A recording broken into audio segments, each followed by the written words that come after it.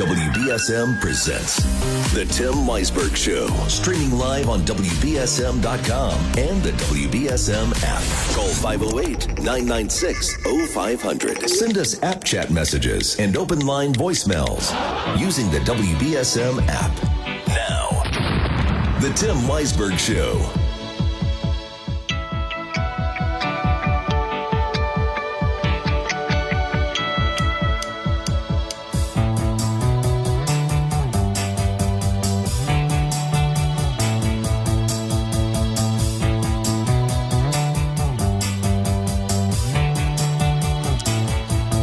Good morning. Happy Friday to you.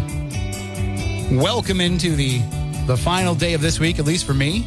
Maybe your schedule's a little different, but we've got a lot to discuss, a lot that we can talk about. And, of course, I want to hear from you, 508-996-0500. And on app chat on the WBSM app, you can also leave open line voicemails if you want to record what you want to say, and I can play it back on the air. That's on the WBSM app as well. So I know a lot of you out there are following along with this story in Fairhaven about the police chief hiring. And yesterday there was a new development in that. And we're going to get into that. But before we do that, I want to follow up on something we were discussing yesterday. And for the couple of you out there who've been complaining that all I've been talking about for a week is a carnival, it's not that. Although you can call in and let me know what happened last night. I didn't make it over. I was here until 6:30 last night working on this Fairhaven police story. So I was just exhausted, went home and said, somebody can call in tomorrow and tell me if they were enforcing that new policy on minors and what people can expect when they go. But we were talking yesterday about the lottery, and Mary had the question about what happened, when a store gets a bonus for paying out, they get a bonus for selling, a grand prize winner. Does that come out of the jackpot money that the winner wins? So if you win $1 million and they're going to give a prize of $10,000, a bonus of $10,000 to the store that sold it, are they going to take that $10,000 out of your $1 million jackpot? And I couldn't find anything online that definitively answered the question. So I reached out to Steve Martins, former New Bedford City Councilor, who is also the Chief Revenue Officer for the Massachusetts State Lottery. And Steve got back to me after the program and said commissions and bonuses are not deducted from a prize. It's built into the instant ticket overall payout. So the stores who get this bonus for selling these winners, it's not coming from the jackpot that they are promising the winner. And you can read more in depth about this at WBSM.com and on the WBSM app. But basically, it's kind of like what I was saying yesterday, that the jackpot isn't indicative of all the money that's brought in on a particular game. If it was, the lottery wouldn't be able to have given back, we should say, over $1 billion last year to Commonwealth communities. So they keep a portion of the money that's gambled to give back to the towns. They keep, obviously, a portion of the money that's gambled to support the lottery and its own infrastructure. That's how Steve Martins gets paid. And then part of the money that they collect, whether it be people betting or they also, these agents pay a fee to be part of the lottery system. And that's what kind of generates the revenue that goes to paying those bonuses. So it's not coming out of your jackpot. If you win $1 million, they are going to pay you $1 million. Then other things come into play. Obviously taxes. And then are you taking an annuity or are you taking a lump sum? The lump sum is always going to be less than the grand prize. Some people would prefer to have the lump sum and get all the money all at once. Others prefer the annuity. They like the guarantee of having that money come. The people who get the lump sum often say they're afraid that if they agree to a 20-year payout, that the lottery might run out of money and they won't have it. They'll only get 10 years worth. And that's not the case. But people still are nervous about it. I used to produce Money Matters with Jose Matos when I first started doing Saturday mornings here. And Jose, every time there would be a big jackpot, we would talk about it. And Jose always said every time, first of all, if you win, your first call should be to him or a financial planner, but that you should take the annuity, not the lump sum. Because you're not going to spend more than what they're going to give you anyway, and you shouldn't. And that you'd be surprised the line of credit you will get with a lottery jackpot paying you out over 20 years. So if you're like, well, I want to go buy this, $5 million home, and they only gave me $1 million out of my $300 million jackpot. Well, that's okay, because you can get a mortgage and you'll have the money to pay it. You don't have to pay the cash. So, but that's the only way you're going to lose money from your jackpot aside from paying taxes. You can't avoid that. But the only way you lose any money from that jackpot amount is if you decide to take the lump sum. And people get upset about that because they say, well, I won $1 million and now they're telling me I'm only going to get $650,000 because I want it all at once. No, I want my whole million. No, it actually says that the prize is $1 million or $650,000 one-time sum. So when you buy the ticket, that's the jackpot that's advertised. They might not put it on the big sign. When you walk in and it says on the little LED screen on the machine when it tells you what the jackpot is for that night, it might not say or this much lump sum, but they have enough notification of that. I also found some interesting trivia because I just did a little bit of a deeper dive on the lottery website, and I found some interesting trivia. And did you know that this year is the 50th anniversary of scratch tickets in Massachusetts? The first scratch ticket was sold in 1974 for $1. It was called the Instant Game, and the top prize was $10,000. And generally, a lot of those dollar games, they do have like a top-out point. You're not going to win $1 million on a $1 scratch ticket. They generally have a ceiling. And the jackpots increase with how much more you're paying for the ticket. But I was surprised that it's been 50 years of scratch tickets. Which means 50 years of scratch tickets on the ground. And also last year was the 30th anniversary of Keno in Massachusetts. And it was also the first year that somebody won the $1 million grand prize in Keno. So it took 30 years for somebody to reach the jackpot in Keno.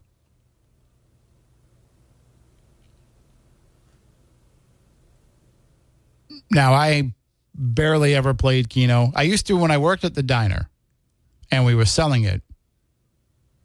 I don't think I was 18.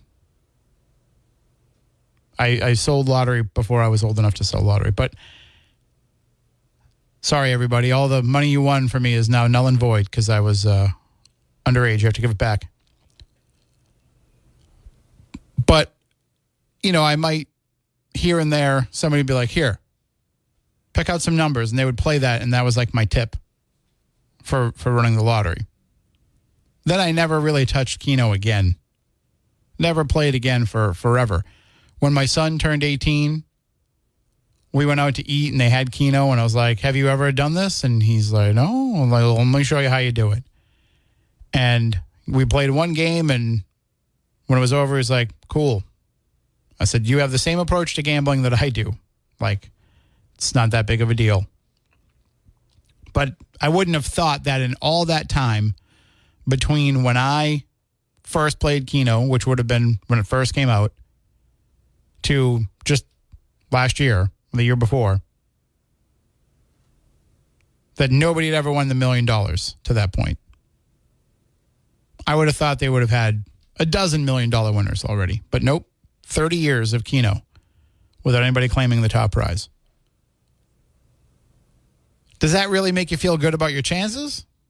I mean, it's okay if you play because you say, oh, I'm not really focused on the grand prize. I'm just looking to win money.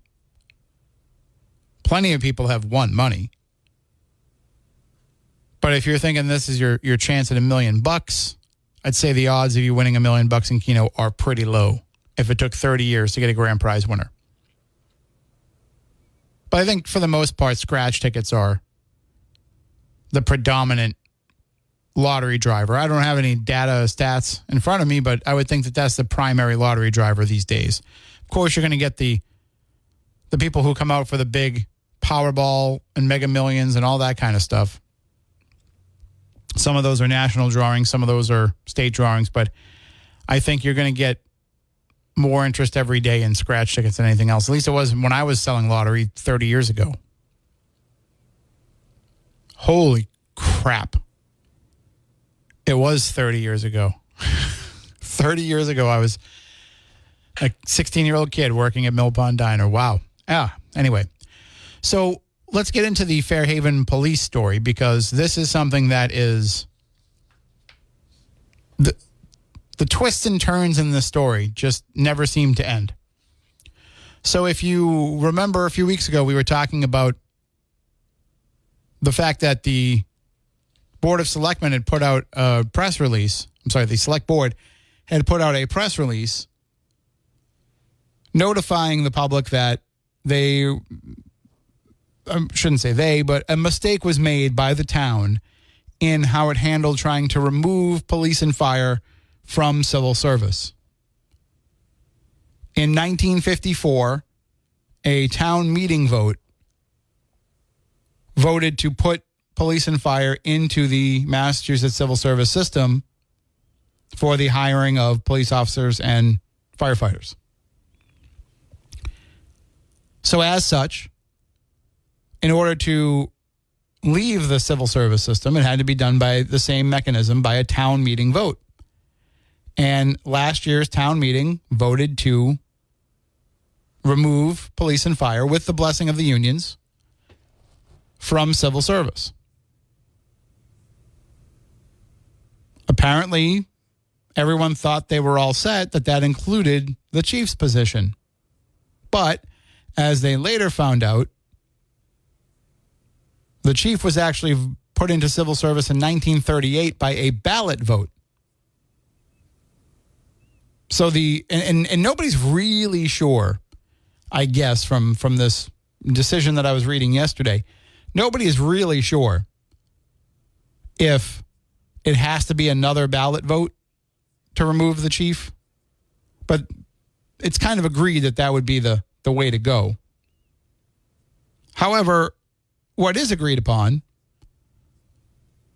is that the chief is technically still in civil service until this is resolved. And would this be a big deal if, the chief was going to be in place for a while and they had time to sort this all out? It would not be a big deal at all. However, Chief Michael Myers is retiring this summer, this August. He intends to retire. And so that means the clock is ticking on getting a replacement. The Fairhaven town administrator, Angela Lopes-Ellison, had gone through the process of interviewing candidates for the chief's job and had made a selection. She said that selecting that new chief was in her purview. There are others who disagree with her, but the bottom line is she was going through this process, and then she made a recommendation to the select board, and nothing's been formally approved yet. This person hasn't been hired officially, but Sergeant Daniel Dorgan was lined up to replace Chief Myers. There was another candidate, Sergeant Matthew Botello, who was looking to get that position, a 20-year veteran of the force, who was trying to appeal the decision to hire Sergeant Dorgan based on he scored the highest on the examinations that were done through the civil service process, which was a panel of former police chiefs, current and former police chiefs, who tested the 6 candidates, and he scored the highest out of anybody.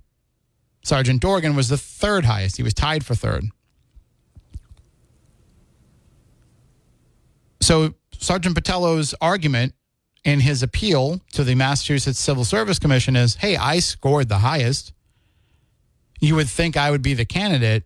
And also, they didn't really give me a good reason why I wasn't the person. So a decision came down from the Massachusetts Civil Service Commission yesterday on Sergeant Botello's appeal. Now, it did dismiss his appeal.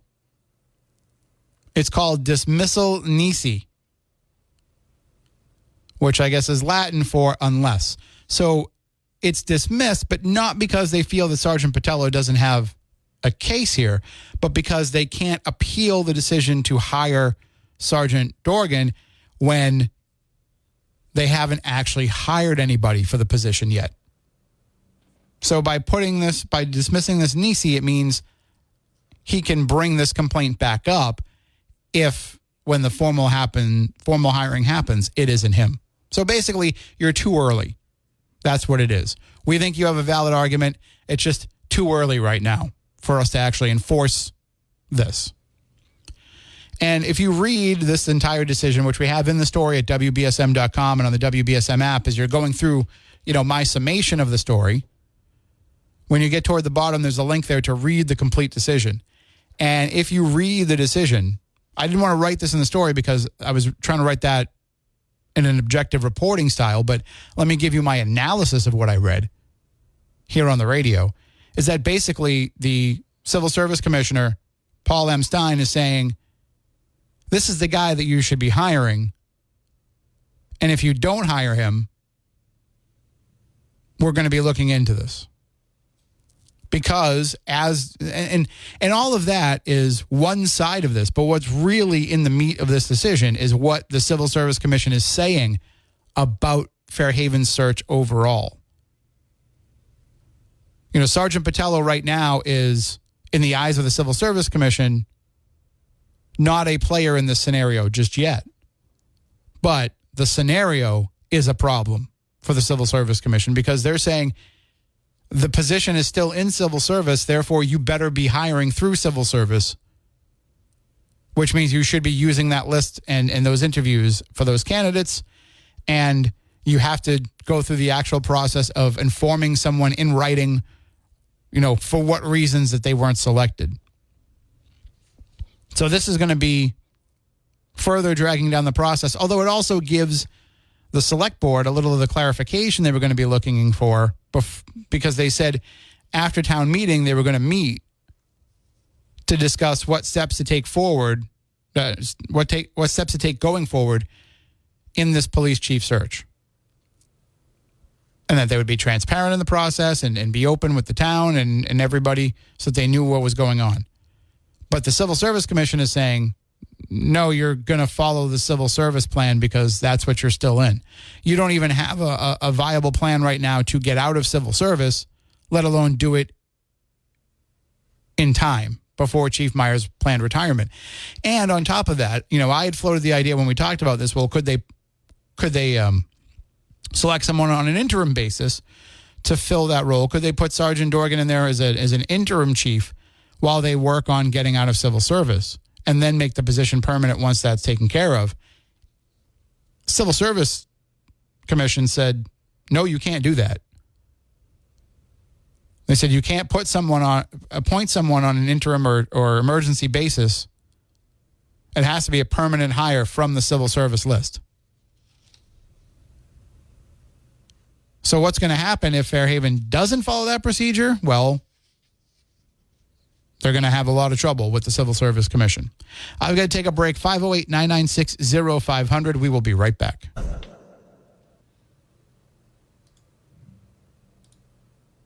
All right. See, I already screwed up this thing that I was trying to do. All right. Hold on. I think I got it now. All right. Well, we're going to be going to the newsroom with Phil Devitt anyway. And when we come back, we will talk more with you. 508-996-0500. You can also use app chat and open line voicemails on the WBSM app. But we're going to be turning things over to Phil. Also later on this morning, too, there's another story that we can talk about. We can talk more about that story in Easton where more bones were found yesterday. So that's coming your way as well. But right now, let's turn things over to Phil Devitt in the newsroom.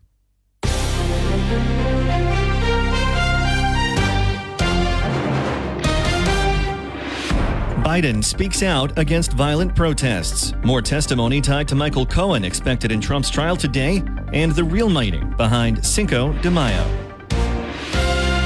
From the WBSM Newsroom, this is WBSM News.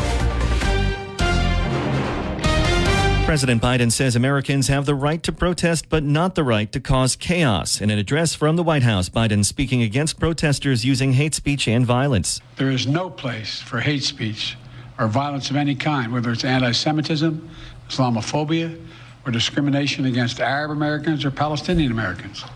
It's simply wrong. This comes as pro-Palestinian protesters have disrupted colleges nationwide. The second week of testimony in former President Trump's criminal hush money trial in New York will wrap up today. More testimony regarding former Trump lawyer Michael Cohen will be heard. Cohen was allegedly directed by Trump to pay off adult film star Stormy Daniels in the days leading up to the 2016 presidential campaign. Part of I-95 in Connecticut could be back open by Monday after a fiery crash shut down the major north-south highway Thursday morning. A multi-vehicle crash involving a tanker carrying 8,500 gallons of gasoline has made travel over a bridge in Norwalk unsafe. Governor Ned Lamont has declared a state of emergency and wants federal funds to build a new bridge at the damaged overpass. Arizona Governor Katie Hobbs has signed a bill repealing the state's near-total ban on abortion. Mark Mayfield with the story. Two Republicans joined with all Democrats in the state Senate Wednesday in voting to repeal the 1864 law that was upheld by the Arizona Supreme Court last month. It bans all abortions except in cases where it's necessary to save the mother's life. The State House voted on and passed the measure last week. With the repeal, the state's 2022 law that bans abortion after 15 weeks of pregnancy will be reinstated. I'm Mark Mayfield. Mandatory evacuations are being issued along a rising river near Houston. Residents along the East Fork of Texas's San Jacinto River are being told to leave their homes as water could rise high enough to reach power lines. So God made a girl his best work of art. Oh, but he didn't make. Country music star Morgan Wallen will not appear in court after allegedly throwing a chair from a 6-story rooftop bar last month in downtown Nashville. Wallen was charged with reckless endangerment and disorderly conduct and pled not guilty. His attorney is expected to be in court today on his behalf. A YouGov poll shows only 40% of Americans know what Cinco de Mayo is really all about. Bree Tennis with more. The day commemorates the Battle of Puebla on May 5th, 1862, a date that kept the Mexican landscape Mexican, as it's the victory over the Second French Empire. So not a day for wine and baguettes, it's a day for margaritas and tacos, and maybe a visit to a museum to study up on a young Mexican general named Ignacio Zaragoza, who was behind the victory. I'm Bree Tennis. WBSM Sports. The Bruins dropped Game 6 to the Toronto Maple Leafs 2-1, with the series tied now. Game 7 Saturday night at TD Garden. The Red Sox unable to complete their sweep after falling to the San Francisco Giants 3-1 at Fenway Park. They visit the Minnesota Twins for a 3-game set beginning tonight, and the Celtics still waiting to find out their opponent in the second round of the NBA playoffs. Now, your ABC6 South Coast forecast. We'll see a lot of clouds throughout the day today. Winds will be moving in from the northeast, really light. Highs will only be in the low 60s. For tonight, cloudy with patchy fog, your low of 46. And Saturday starts your weekend with partly sunny skies. There's a chance of showers developing late in the day with a cooler high near 60. From the ABC6 Weather Center, I'm meteorologist Kelly Bates on New Bedford's News Talk Station, 1420 WBSM. I'm Phil Devitt for WBSM News. Stay up to date with New Bedford's News Talk Station, WBSM, and get all of our content and breaking news alerts with the WBSM app. I had no choice but to hear you. You stated your case time and again. I thought about it. You treat me like I'm a princess. I'm not used to like that. You ask how my day was. You've already won me over in spite of me. And don't be alarmed if I fall head over feet. And don't be surprised if I love you for all that you are. I couldn't help it. It's all your fault. And welcome back in, 508-996-0500. And as I mentioned, and you heard Phil mention in the news at the top of the hour, the search continues in Easton, where they found human remains on Wednesday. And the human remains that were found that day have now been identified as a skull. Now, I should clarify, potential human remains are still what they're calling it because they have to test. But when you find a human skull, you know that it's a human skull. You're not going to confuse that with a different animal. And although this is still in the hands of the state medical examiner's office to confirm, the DA's office is calling it more human bones found. So that means that they're saying that the first bone that was found, the skull, was human. But they found more bones yesterday as they continued the search in this wooded area by a creek off the side of a residential road in Easton. And they're starting to float the idea that it is tied to the disappearance of a young man years ago from that same area. But nothing's been confirmed. Everything is out for testing.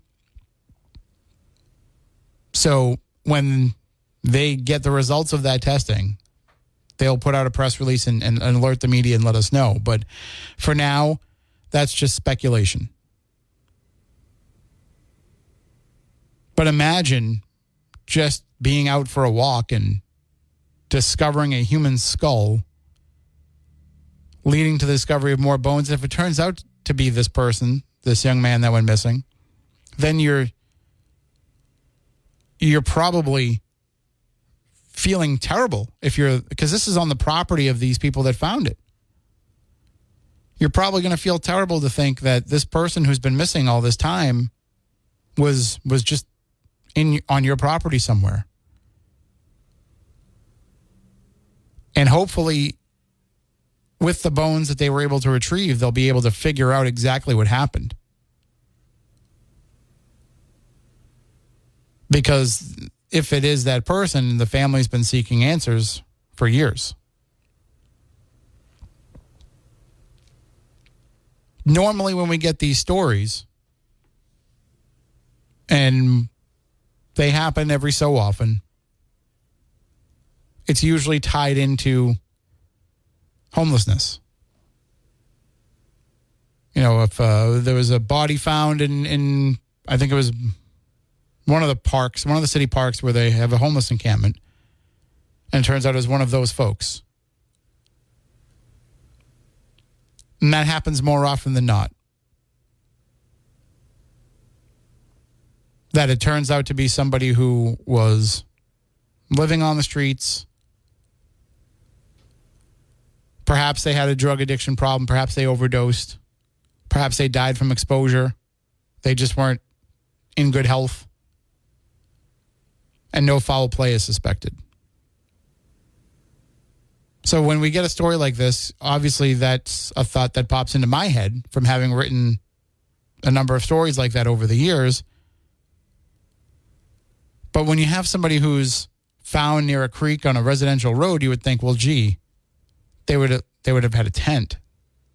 I don't think they would have just been sleeping out there, or there would have been a sleeping bag or something nearby to indicate that a person was staying there. And we didn't hear about any of that.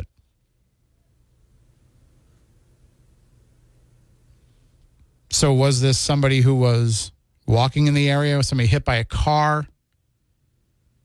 I don't know exactly how far from the road these remains were found, but could it have been that? Could it have been somebody causing this person harm and throwing them into that location? So these are the kind of answers that the DA's office and the state medical examiner will be looking for, but right now we don't have any of them. 508-996-0500. So going back to this Fairhaven police story, I can tell you that this is something that Chris McCarthy will be talking about this morning when he comes in, when he's on at 9 a.m. with South Coast Now. He's already had guests come on and talk more in depth about the process of leaving civil service. But this is a new layer to that. This is the Civil Service Commission saying, no, that position is still in civil service, and you don't have another option. Unless you can somehow magically get out of it before you need to hire. But as pointed out in this decision by Commissioner Paul M. Stein, the next Fairhaven election isn't until November 5th. So unless you have a special election, that's the earliest you're getting it on the ballot. And they're still not even 100% sure that that's the way to get out of it.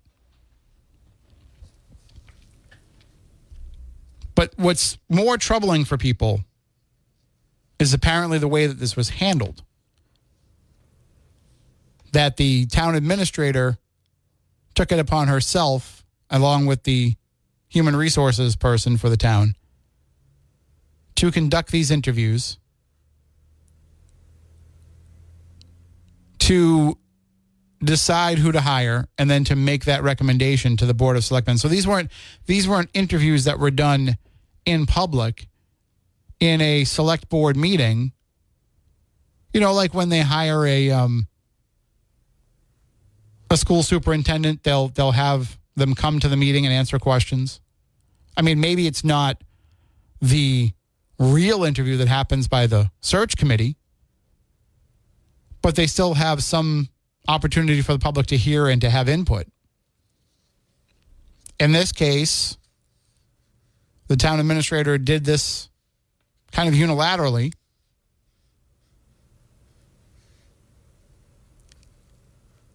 And let me see if I can get the exact, I got all the pages in front of me. But the problem was not only that she was doing it, but it's how she did it. So after the police chief eligible list was issued, and this comes under undisputed facts in the decision here by Commissioner Stein.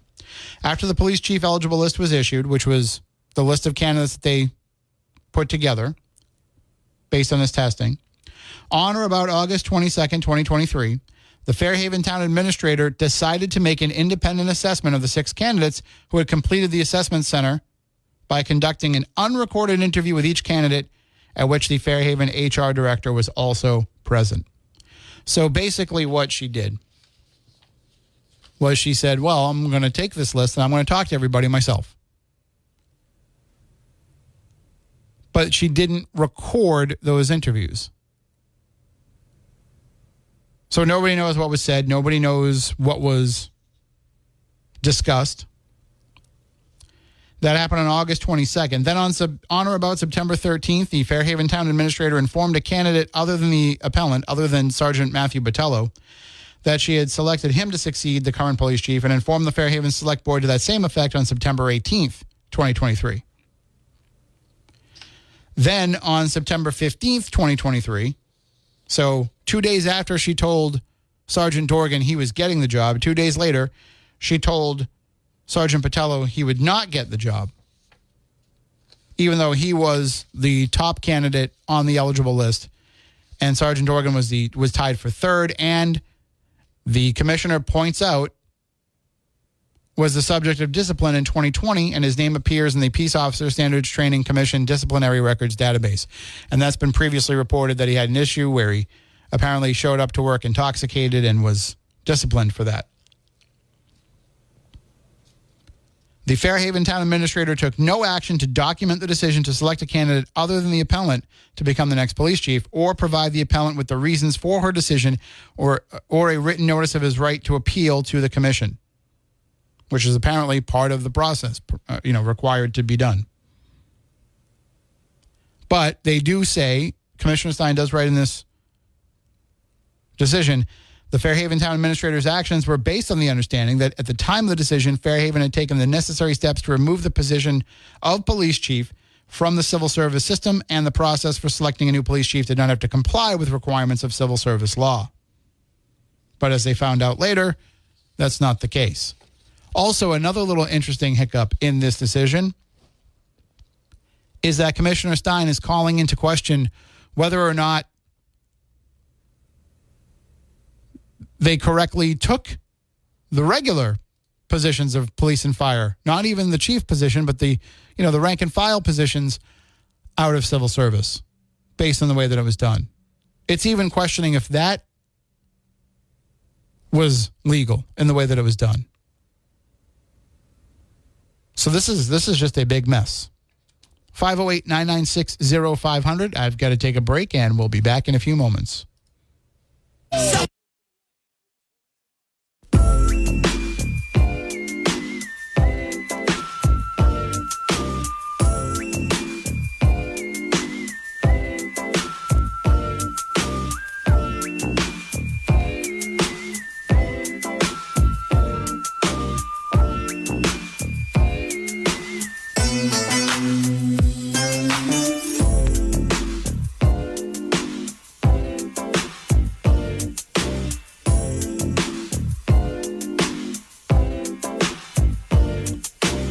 Welcome back in, 508-996-0500.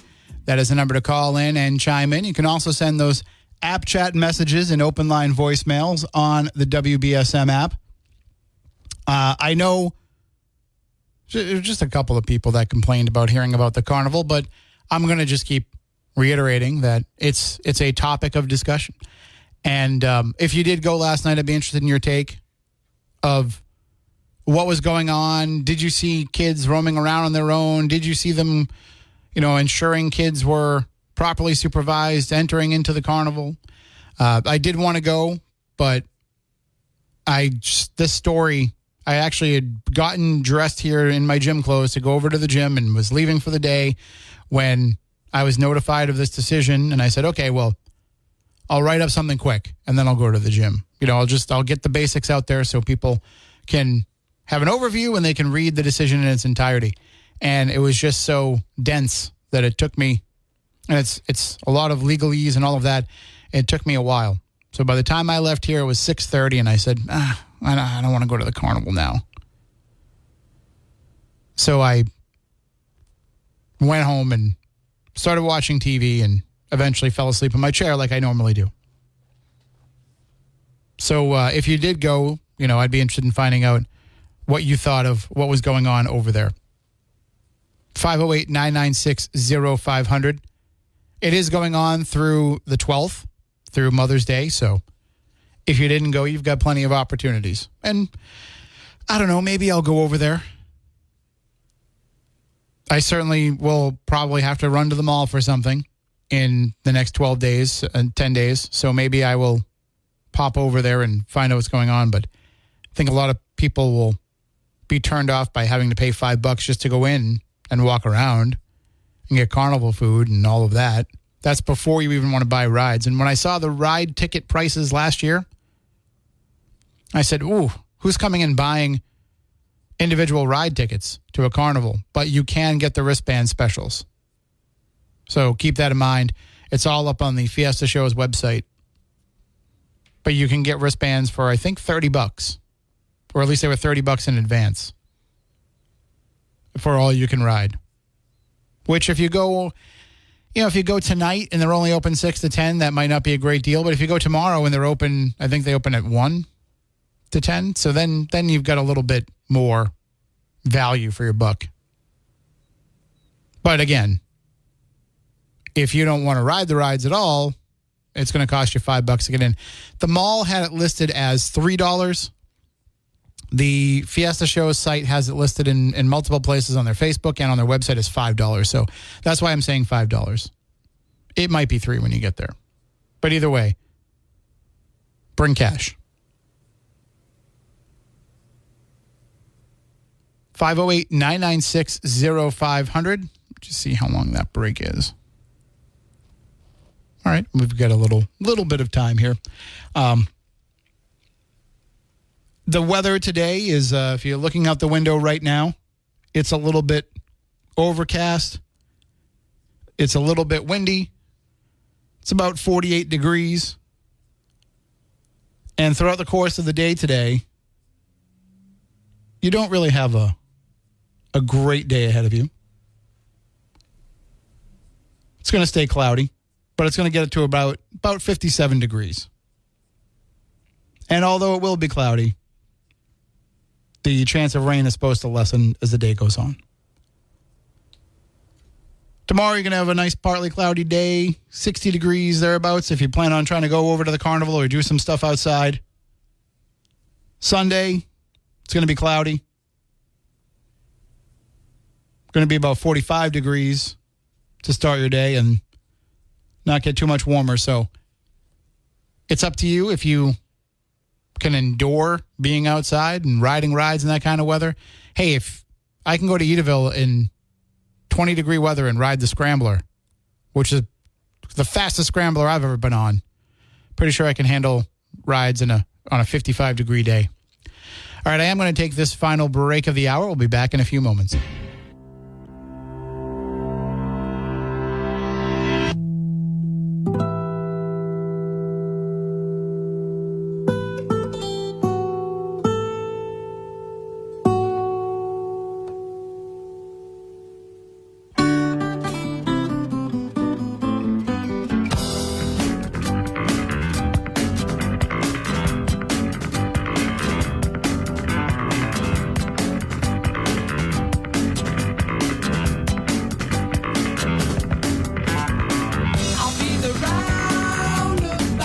And we are round about the end of this hour. So we will be giving way to the news. When we come back on the other side, more with you, 508-996-0500. We can also take app chat messages and open line voicemails on the WBSM app. We'll talk more about this Fairhaven police story and some other stories that are happening. And, of course, we can talk more about the lottery since we got the answer to the question yesterday. Who pays those bonuses that stores get, or lottery agents, lottery sellers